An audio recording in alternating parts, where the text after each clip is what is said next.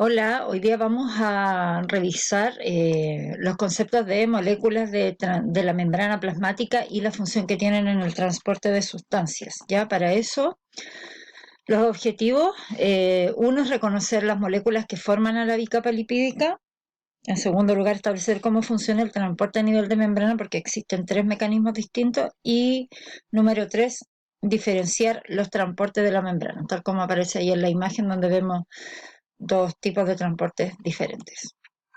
Vamos a recordar primero que la membrana plasmática está considerada como un mosaico fluido a partir del año 1972, posterior a muchas investigaciones por Singer y Nicholson, que establecieron que la membrana es un mosaico fluido en que la bicapa lipídica es una red cementante y las proteínas embebidas en ella, es decir, las proteínas que están sumergidas en ella, interaccionan unas con otras y con los lípidos. Cuando hablamos de red cementante significa una red de lípidos y proteínas que está altamente compactada, ya que genera poco espacio, ¿cierto? Y hay una alta unión entre ellas, ya lo que no deja de ser fluida o flexible.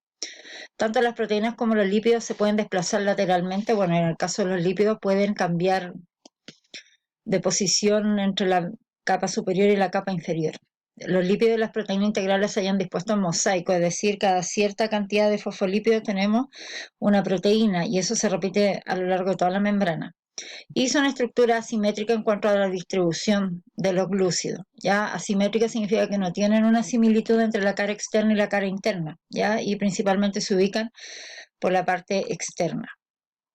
Recordar, como dice ahí, la organización molecular de la membrana, y tal como lo muestra la imagen, está constituida por cuatro tipos de moléculas. Los fosfolípidos, que son básicamente un tipo de lípido, las cabecitas con las colas. El colesterol, que también es un tipo de lípido que generalmente se ubica entre los fosfolípidos o entre las colas de los fosfolípidos. Los carbohidratos, que en la imagen lo denominan glucolípidos o glicoproteínas, ¿cierto? Tenemos estos carbohidratos glucocálix que se ubica sobre los fosfolípidos o lo tenemos sobre las proteínas, ¿ya? Y dependiendo de su ubicación es el nombre que reciben. Siempre mirando hacia afuera, hacia el lado extracelular.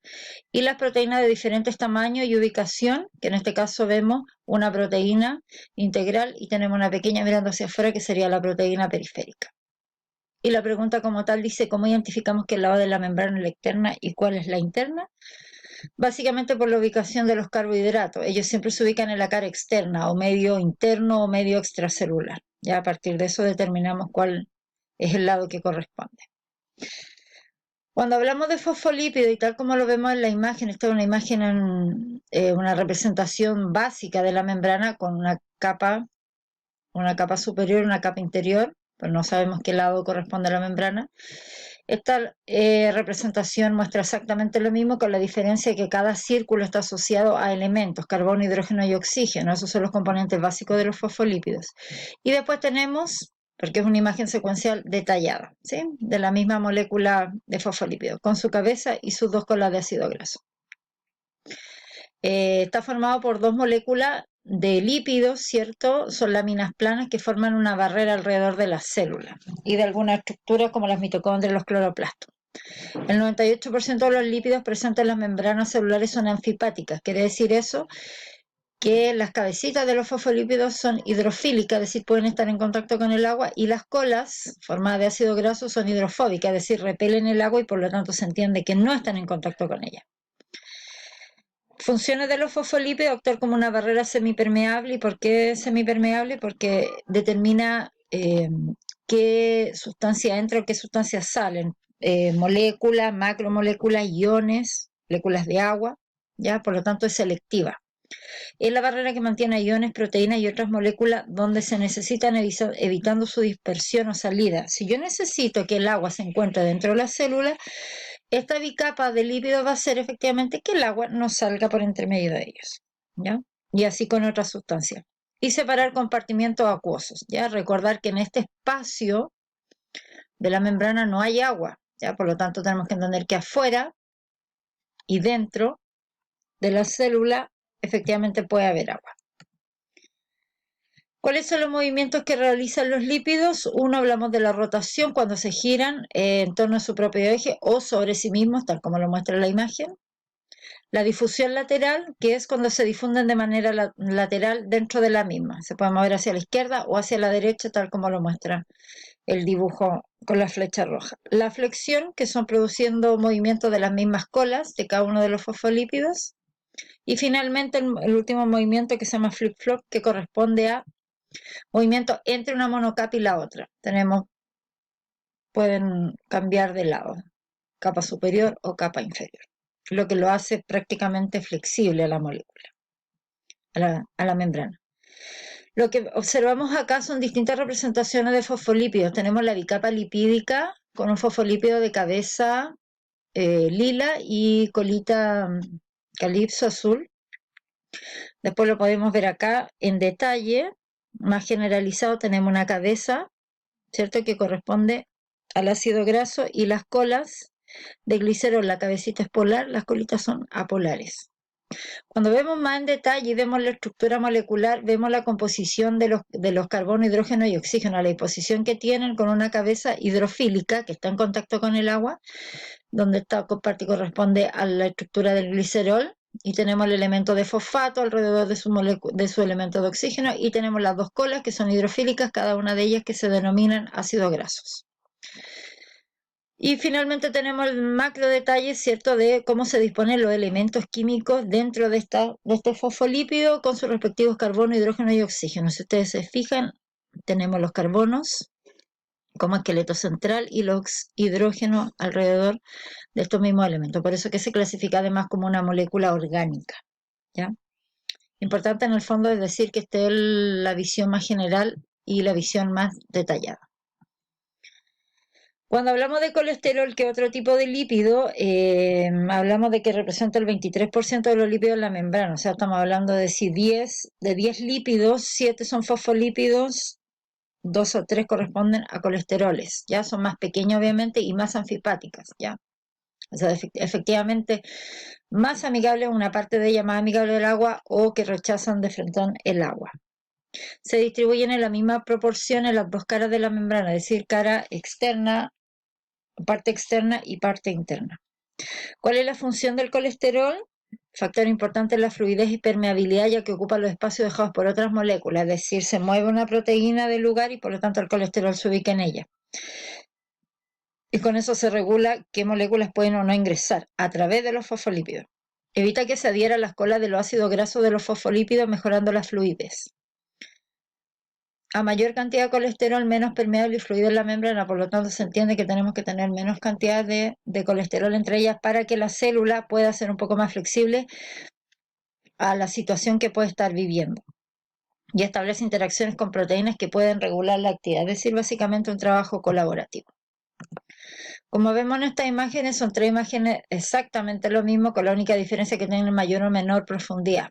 Vemos los fosfolípidos, 4 en la parte de abajo, 4 en la parte de arriba, y entre medio tenemos el colesterol, ¿cierto? Los círculos blancos y negros representan los elementos de carbono y de oxígeno, de hidrógeno, ¿ya? Y tenemos el grupo hidroxilo polar, que es el que podría estar en contacto con el agua, y por lo tanto se entiende que esta zona es la que no podría estar en contacto con el agua. Lo mismo tenemos acá, una cadena de fosfolípidos arriba, una abajo, y tenemos 2 colesteroles arriba, 2 colesteroles abajo, con las respectivas cabezas y sus respectivas colas. Y la última imagen nos muestra lo mismo, la representación estructural, ¿cierto? La fórmula con los carbonos, hidrógeno y oxígeno, la fórmula que podría adquirir. Tenemos la cabeza polar, la cola que no es polar, y por lo tanto esta es la zona que puede estar en contacto con el agua, que no puede estar en contacto con el agua, y esta es la zona que sí está en contacto con el agua, y esto exactamente lo mismo. Círculos blancos, círculos negros representan los carbonos, los oxígenos y los hidrógenos. Ya son 3 formas distintas de que podemos observar el colesterol. Cuando hablamos de proteínas, ¿sí?, las proteínas dicen que son las responsables de las funciones dinámicas de la membrana, por lo que cada membrana tiene una dotación y específica de proteínas. Ya recordar que no todas las células cumplen las mismas funciones. Tenemos las células hepáticas, las células óseas, las células musculares, y por lo tanto cada una de ellas ejerce un proceso diferente. el porcentaje de proteínas que encontramos en la membrana es de un 20%, ya bastante más bajo que los fosfolípidos. De hecho, los fosfolípidos representan la mayor cantidad de masa de una membrana. Según su unión a las proteínas, grado de unión de las proteínas a la membrana, tenemos las proteínas integrales, ¿cierto? Que están insertas completamente en la bicapa, la atraviesan una vez o varias veces, como lo vamos a ver en el dibujo siguiente. Y cuando se asoman por las dos caras, es decir, cara interna y cara externa, le llamamos transmembrana. Y tenemos las periféricas, que son las que se encuentran a uno o a un otro lado de la bicapa. Puede ser el lado interno y lado externo. En relación a estas periféricas, el 80% son intrínsecas, es decir, están mirando hacia adentro, y el 20% son extrínsecas, es decir, están mirando hacia afuera. Por lo tanto, volver a decir que la mayor cantidad de proteínas periféricas la encontramos mirando hacia adentro. Lo que estamos observando acá son proteínas, ¿cierto? Insertas en la bicapa lipídica. Esto le llamamos proteína integral. Proteína integral, esta sería una proteína periférica porque no alcanza a lograr llegar al otro extremo, y esta también sería una proteína periférica. Ya están embebidas o están sumergidas dentro de esta membrana. ¿Cuáles son las funciones? Estructural, ¿por qué? Porque si vemos esto, tenemos 1, 2, 3, 4, 5, 6, 7.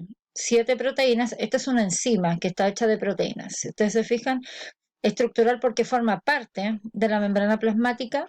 Tenemos las proteínas que son receptoras de membrana, es decir, reconocen qué moléculas quieren ingresar a la célula y determinan si pueden entrar o no. Acá tenemos el ejemplo, esta es una proteína transmembrana, es una proteína integral, ¿cierto?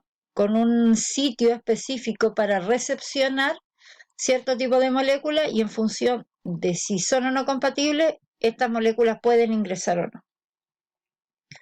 Y tenemos las que son transportadoras, que en este caso acá tenemos ambas proteínas que son de color verde. Tenemos proteínas de canal. Y por lo tanto acá, ¿qué es lo que observamos? Que de un canal o un espacio interno por esta proteína integral, donde hay moléculas de color verde oscuro que están ingresando. Y en el caso de acá, uno podría pensar que es una proteína de canal y no una permeasa, donde hay moléculas triangulares de color rojo que van saliendo. Por lo tanto, transportan hacia adentro o van a transportar hacia afuera.